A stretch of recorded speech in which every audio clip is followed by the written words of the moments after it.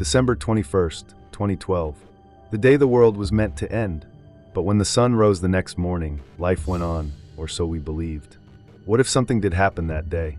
Something we couldn't see, couldn't measure, but could feel? Some claim the shift was subtle, glitches in reality, strange occurrences, a growing sense that the world wasn't quite right anymore. Others? They vanished, their existence erased like a dream dissolving upon waking. This is the story of one such disappearance. A man who woke up in a world that looked the same, but wasn't. A world where familiar faces stared at him like a stranger. Where time seemed broken. Where an unseen force watched from the shadows. Was 2012 the end? Or was it a doorway to something far more terrifying? He woke up like any other day, stretching as the morning light seeped through his curtains. His phone buzzed. 6:47 a.m. December 22nd, 2012. He rolled out of bed, rubbing his eyes, unaware that this would be the last normal moment of his life. The first oddity was small. His alarm clock. He was sure he had set it for 7 o'clock, yet here it was, silent at an odd time. Shrugging it off, he walked to the bathroom. But when he looked in the mirror, something felt off. His reflection stared back, but his face, it seemed slightly different. A faint scar on his eyebrow that he didn't remember having. The tired eyes looking back at him weren't just from sleep deprivation. They felt like someone else's. A cold shiver ran down his spine.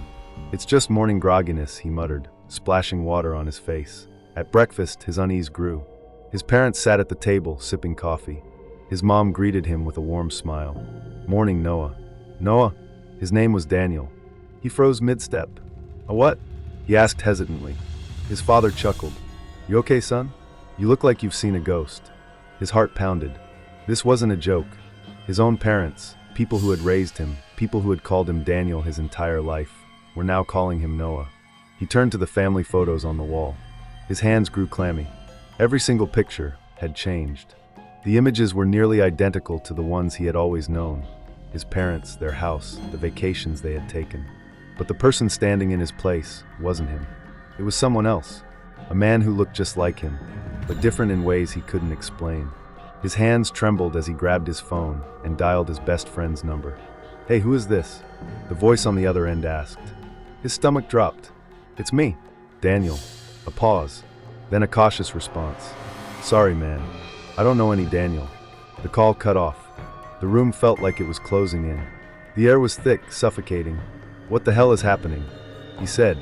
Determined to prove he wasn't crazy, Daniel, or Noah, as the world now insisted he was, ran to his room and searched for anything familiar. His ID, school records, everything had the name Noah Carter. Not Daniel. Panic surged through him. He rushed outside, needing air. The world looked the same, the neighborhood, the cars parked in the driveway, the crisp December air. But the people, their faces seemed off, their movements slightly delayed, like a glitch in a video game. And then he saw the man in black. A figure stood at the corner of the street, motionless, watching him. Dressed in a sleek black suit, eyes hidden behind dark glasses.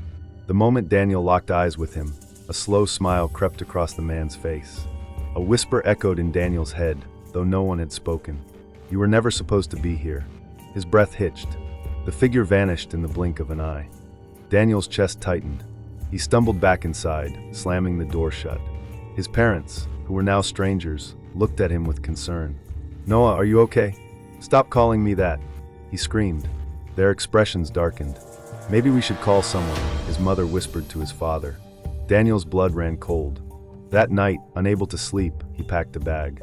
He didn't know where he was going, but he knew he couldn't stay. Something was wrong with this world. He wasn't supposed to be here. As he crept down the stairs, he noticed a faint glow under the front door. A shadow passed across the window. He wasn't alone.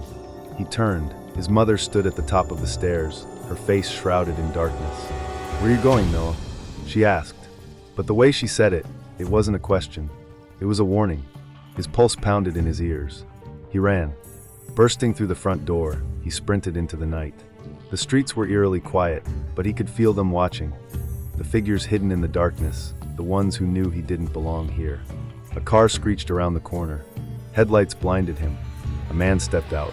The same man in black. "You've seen too much," he said calmly. Daniel turned to run, but the world glitched. The streetlights flickered. The houses blurred like a corrupted image. The last thing he saw was the man in black raising his hand. A sharp pain shot through his skull. Then darkness. The next morning, the world continued as usual. People went to work, children played, the news droned on about politics and sports. No one remembered Daniel. He had never existed. Somewhere, in a world that wasn't his, a family sat down for breakfast. A mother turned to her son and smiled. "Morning, Noah." And Noah, who wasn't really Noah, smiled back. Because this time, he didn't remember either.